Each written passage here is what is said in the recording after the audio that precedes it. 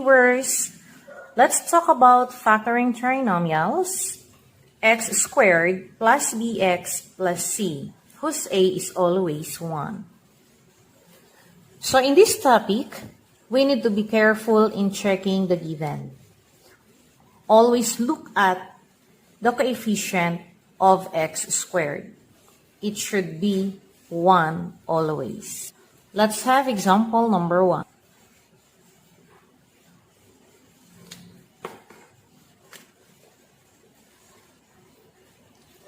X squared plus 3x plus 2.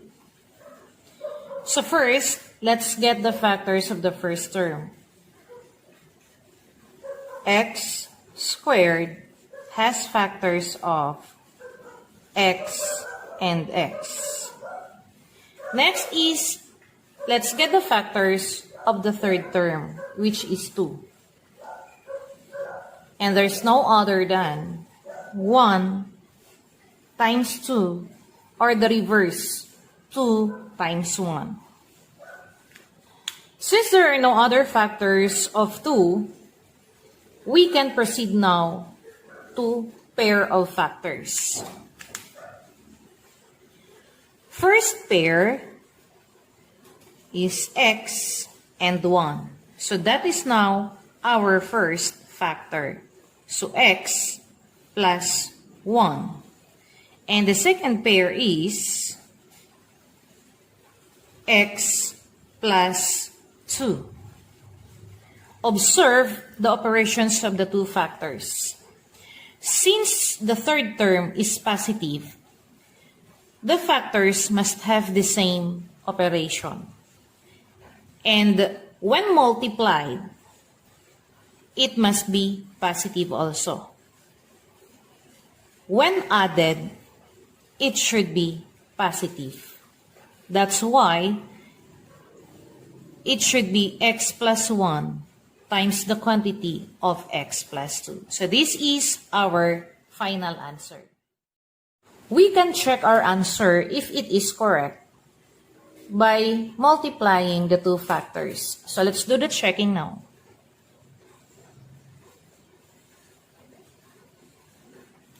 Let's multiply our answers. So that is x plus 1 times x plus 2. By doing the FOIL method, let's multiply x times x, and that is x squared. Then x times 2, so that is plus 2x. And then 1 times x, that is x. And 1 times 2, so that is 2. And now, let's combine the similar terms at the middle part. So copy the first term, x squared, plus 2x plus x. Since there is 1 here, invisible 1, we can have 3x. Copy the last term, that is 2. As you can see, our answer is similar to the given. Therefore, our factors are correct. Example number 2. X squared minus 3x minus 10. So this time, let's find first the factors of our first term. So x squared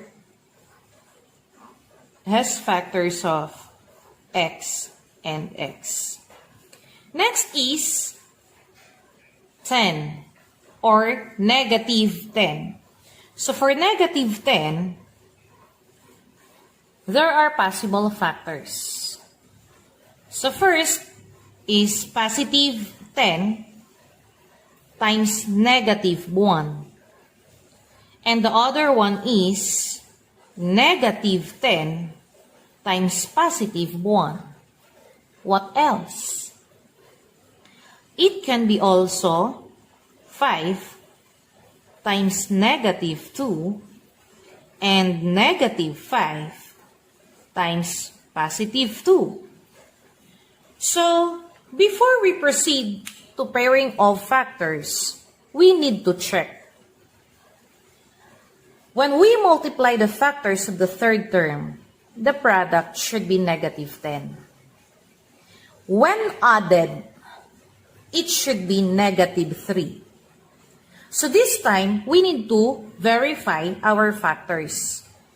So which among the four factors, when added, we can get a sum of negative 3? So in this case, our first pair of factors, when added, that is equal to positive 9. And for our second pair of factors, that is negative 9. How about here? When we add this one, 5 plus negative 2, you will have positive 3, and negative 5 plus 2, you will have negative 3. Now, look at the answers. Which among the factors should be the factor of negative 10, should be used as factor of negative 10? As you can see, we have here an answer of negative 3. Therefore, this one should be paired or should be used for negative 10. So since these are not the factors that we need to use, we can cancel this so that you will not be confused. We will use now the last pair. So we have now x and negative 5. So our first pair is x minus 5. And for the second pair, that is x and positive 2. So therefore, our second factor is x. Since positive, that is plus 2. And these are now the factors of our example number 2. Now let's do the checking. If we are going to check the answer, if correct, let's multiply using the FOIL method. So checking tayo. So our given is x minus 5 times x plus 2. And then, by multiplying x and x, we have now x squared, x times positive 2, so that is 2x. Negative 5 times x, that is negative 5x or minus 5x. And negative 10 times positive 2, that is negative 10. And then, let's combine the similar terms. So, copy the first term, x squared, 2x minus 5x, and that is negative 3x. Copy the last term, minus 10. Look at our answer. Is this similar to the given? Yes. Therefore, our factors are correct. Now, let's proceed to example number 3. B squared minus 8b minus 20. Same process. Let's find the factors of b squared. And the factors are b and b. For the third term, we have negative 20 again. So same process. What are the possible factors of 20? So let's try. 10 times negative 2 or negative 10 times 2. What else? It can be 4 times negative 5 or negative 4 times 5. And it can be also negative 20 times 1 or 20 times negative 1. Now let's think of the correct pair of factors. In choosing the factors for number 3, we all know that these are factors when multiplied, your product is negative 20. In this case, the next part that we need to check is the middle term with a coefficient of negative 8. So which among the factors, when added, you will have a sum of negative 8? Let's try. For this part, when we add 10 plus negative 2, we have positive 8. And negative 10 plus 2, that is negative 8. Oh, here we go. You find it already. So, no need to check for the remaining pairs of factors. In short, we should use this one, because we already found negative 8 in this pair of factors for negative 20. So, we can proceed now to finding the factors of our given. Let's cancel this one. Since it's not included already, cancel, cancel. First pair, b and negative 10. Therefore, our first binomial factor is b minus 10. Second pair, so that is b and positive 2. Therefore, the second binomial factor is b plus, since this is positive, 2. And this is now our answer. Example number 4. Y squared plus 8y plus 15. So let's find the factors of y squared, and that is y squared is equal to y times y. Next is our third term. So for 15, our factors are 1 times 15. Since this is positive, we will use same sign on our factors.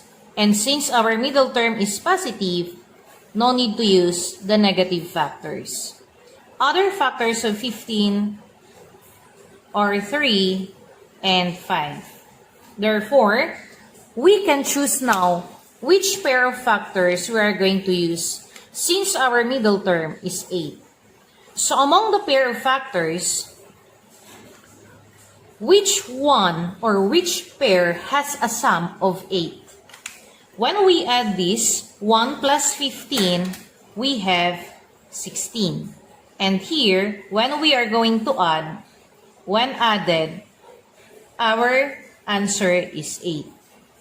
Therefore, we are going to use this pair of factors, this one. Okay, so let's proceed now to finding the factors of our trinomial. So we can cancel this one since that is not already the pair of factors needed for this trinomial. So y and 3, since positive, it will become y plus 3. And for the second pair, we have now the second factor, y. Again, since positive, it should be plus 5. And this is now the pair of factors for our given in number 4. Last example, number 5. A squared minus 6a plus 8. And this given, we must be careful. So let's find the factors of a squared. And the factors are a and a. For the third term, which is 8, for us to be able to be easier, since the sign of our third term is positive, our factors must have the same sign. And our middle term has a negative sign. It tells us that we need to use this sign for our factors of the third term. So for the third term, we have factors of 2 times 4. And since this is negative, the factors should be negative. Both negative. And the other factors are negative 8 times negative 1. So, let's try to get the sum of the factors of 8 so that we can check for our middle term. Our middle term is negative 6. In short, when we add the factors of 8, it must be negative 6. So let's check. When we are going to add the 2, that is equal to what? Negative 2 plus negative 4, so that is negative 6. Oh, we have already an answer. So therefore, no need to check for the second part. We are going to use now this given. And the factors now will be our first pair. So, we have a, since minus negative 2, that is minus 2, times a again for our second pair. Since negative 4, it must be minus 4. And these are now the two factors of a squared minus 6a plus a. Thank you for watching. I hope you learned from this lesson. Don't forget to subscribe and share it to your friends. Thank you.